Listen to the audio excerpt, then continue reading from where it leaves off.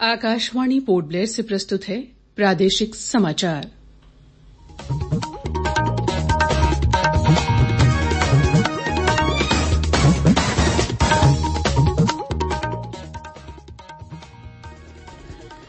अंडमान निकोबार द्वीप समूह में कोरोना पॉजिटिव के सक्रिय मामले बढ़कर 17 हो गए हैं। कल 5 नए मामले सामने आए। प्रधानमंत्री नरेंद्र मोदी ने पीएम किसान सम्मान निधि योजना के अंतर्गत वित्तीय सहायता की 10वीं किस्त जारी की। द्वीप समूह में 15,000 से अधिक किसानों को पीएम किसान सम्मान निधि का लाभ मिल रहा है और सांसद ने क्षेत्रवार वाहनों की प्रदूषण जांच कराने के लिए व्यवस्था करने का अनुरोध किया है।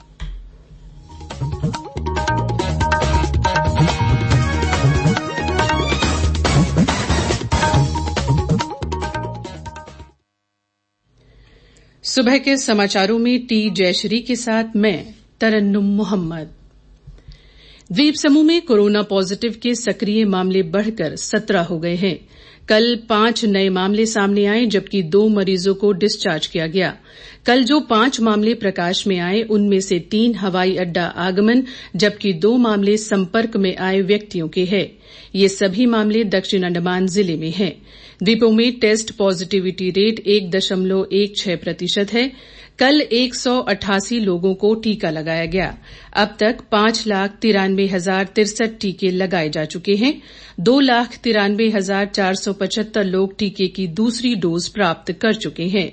15 से 18 वर्ष आयु वर्ग के बच्चों का टीकाकरण कल से शुरू होने जा रहा है।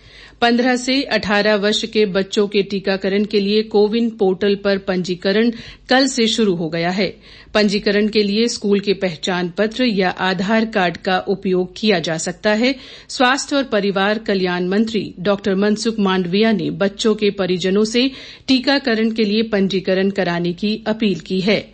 श्री मांडविया ने ट्विटर पर कहा कि अगर बच्चे सुरक्षित हैं तो देश का भविष्य भी सुरक्षित है। प्रधानमंत्री नरेंद्र मोदी ने राष्ट्र प्रथम की मनोभावना के साथ लक्ष्य की दिशा में बढ़ने के लिए देशवासियों की सराहना की है। प्रधानमंत्री ने कल वीडियो कॉन्फ्रेंस के माध्यम से पीएम किसान सम्मान निधि के अंतर्गत वित्तीय सहायता की 10वीं किस्त जारी की। 10 करोड़ से अधिक किसान परिवारों के खाते में 20,000 करोड़ से अधिक की राशि भेजी गई। श्री मोदी ने कहा कि पीएम किसान सम्मान निधि योजना देश के अन्नदाताओं के लिए बहुत बड़ा संबल बनी है। प्रधानमंत्री ने कहा कि वर्ष 2021 में सरकार ने अनेक महत्वपूर्ण कार्य किए और 2022 में ये प्रयास और तेज किए जाएंगे। उन्होंने कहा कि सामूहिक प्रयासों से देश कोविड महामारी को परास्त करेगा। प्रधानमंत्री ने कहा कि यह गर्व की बात है कि नए साल की शुरूआत अन्नदाताओं के सम्मान से हो रही है। आज हर देशवासी के सहयोग से देश में बदलाव हो रहा है और विकास को नई गति तथा ऊर्जा मिल रही है। अंडमान निकोबार द्वीप समूह में भी 15,000 से अधिक किसानों को पीएम किसान सम्मान निधि का लाभ मिल रहा है। कृषि सचिव जी सुधाकर ने बताया कि पिछली 9 किश्तों में 27 करोड़ से अधिक की राशि सीधे द्वीप समूह के किसानों के खातों में जमा की गई है। अंडमान द्वीप समूह में प्रधानमंत्री किसान सम्मान निधि में अभी तक 9 इंस्टॉलमेंट में 27.3 करोड़ का सब्सिडी रिलीज हुआ है फार्मर्स के लिए। हर साल में 3 इंस्टॉलमेंट होता है, 4 मंथली एक इंस्टॉलमेंट होता है। पर फार्मर ईच इंस्टॉलमेंट में 2,000 मिलता है, साल में 6,000। हर इंस्टॉलमेंट में लगभग 15,600-700 फार्मर्स को अंडमान आइलैंड्स में ये फायदा मिल रहा है। कृषि सचिव निदेशक राधे श्याम मीणा और अन्य अधिकारियों ने इस कार्यक्रम में हिस्सा लिया। कैम्बल बे के जोगिंदर नगर के सामुदायिक हॉल में प्रधानमंत्री किसान सम्मान निधि योजना को लेकर एक जागरूकता कार्यक्रम आयोजित किया गया। कार्यक्रम में खंड विकास अधिकारी प्रदीप सिंह ने योजना की विस्तृत जानकारी दी। उधर द्वीपों के एक प्रगतिशील कृषक और ओगरा ब्रांच निवासी रहमत अली ने कहा कि सरकार की ओर से क्रियान्वित की जा रही योजनाओं से उन्हें काफी लाभ मिल रहा है। उन्होंने अन्य किसानों से भी इन योजनाओं का लाभ उठाने को कहा। हमको कहना यही है कि बहुत अच्छा तरीके से करेगा, बहुत फायदेमंद है, इसमें कोई शक की बात नहीं है। हर किसान को बोलता है कि भाई तुम लोग करो, इसमें उतरो, तब तो मालूम होगा। खाली जाके अगर कोई जगह बैठ के बोलेगा कि भाई हमारा यहाँ बगीचा में सब्जी नहीं होता तो गलत बात। मेहनत करना है, उसमें घास उखाड़ना है, सब कुछ करना है, जो कुछ भी है। अगर हम लोग को कोई चीज नहीं समझ आने से फट हम डिपो में जाते। एग्रीकल्चर डिपार्टमेंट से हमको बहुत मदद है।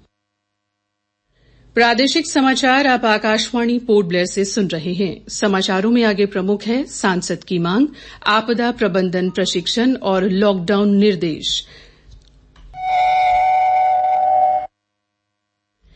आकाशवाणी पोर्ट ब्लेयर से प्रसारित होने वाला यह प्रादेशिक समाचार बुलेटिन आप मीडियम वेव के साथ साथ FM 100.9 मेगाहर्ट्ज पर भी सुन रहे हैं। यह समाचार मोबाइल फोन और वाहनों के FM रेडियो पर भी उपलब्ध है। इसके अलावा अब आकाशवाणी पोर्ट ब्लेयर के प्राइमरी चैनल से प्रादेशिक समाचार सहित प्रसारित होने वाले अन्य कार्यक्रमों का आप देश और विदेश में कहीं भी कभी भी आनंद उठा सकते हैं। इसके लिए अपने मोबाइल फोन से गूगल प्ले स्टोर में जाकर डाउनलोड करें न्यूज ऑन AIR ऐप। प्रादेशिक समाचार में आपका फिर स्वागत है और अब समाचारों की अगली कड़ी के साथ टी जयश्री। धन्यवाद तरन्नुम।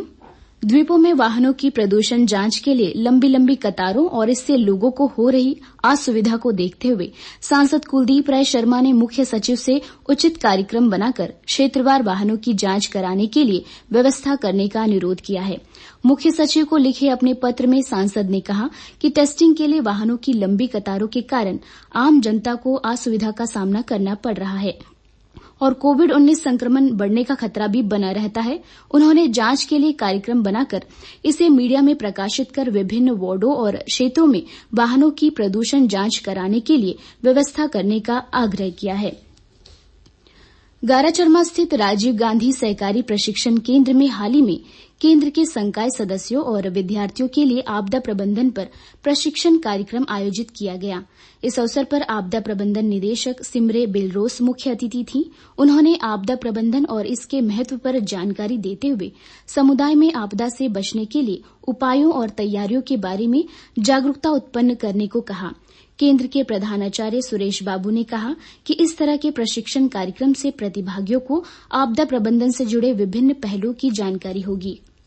तकनीकी सत्र के दौरान सहायक निदेशक ज्ञान सिंह और जानिक राम के अलावा सुरक्षा अधिकारी दीन मोहम्मद ने कई मुद्दों पर अपने विचार रखे। गाराचरमा दमकल केंद्र के कर्मियों ने अग्नि सुरक्षा उपकरणों की जानकारी दी। कोविड-19 की रोकथाम और ओमिक्रॉन के मामलों की पहचान के लिए जांच में तेजी लाने को लेकर जारी राष्ट्रीय दिशा निर्देश अब द्वीप समूह में भी 31 जनवरी तक लागू रहेंगे।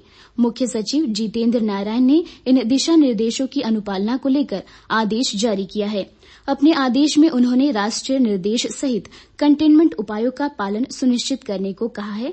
कोविड-19 और ओमिक्रॉन के बढ़ते मामलों को देखते हुए जिला और स्थानीय स्तर पर तथ्यों पर आधारित सुरक्षा उपाय करने को कहा गया है। आदेश को लागू करने के लिए जिला उपायुक्त और संबंधित विभाग जरूरी SOP भी जारी कर सकते हैं। अबडिन बाजार स्थित श्री वीर हनुमान मंदिर में आज हनुमान जयंती के अवसर पर पूजा पाठ के मुख्य कार्यक्रम आयोजित होंगे। सुबह 8 बजे सुदर्शन होम के साथ पूजन की शुरुआत होगी। दिन में 10 बजे से 11:30 बजे तक अभिषेक होगा और 12 बजे से शाम 3 बजे तक अन्नदानम की व्यवस्था की गई है। शाम 5 बजे भगवान हनुमान की शोभा यात्रा निकाली जाएगी और शाम 6 बजे सांस्कृतिक कार्यक्रम आयोजित होगा। ग्रामीण विकास निदेशालय में राज्य स्वच्छ भारत मिशन के लिए अनुबंध के आधार पर विभिन्न पदों में भर्ती के लिए साक्षात्कार में शामिल होने वाले पात्र उम्मीदवारों की सूची जारी कर दी गई है। परामर्शदाता, लेखाकार और डेटा एंट्री ऑपरेटर के पदों के लिए साक्षात्कार 6 जनवरी सुबह 10 बजे से मरीन हिल स्थित ग्रामीण विकास निदेशालय में लिया जाएगा।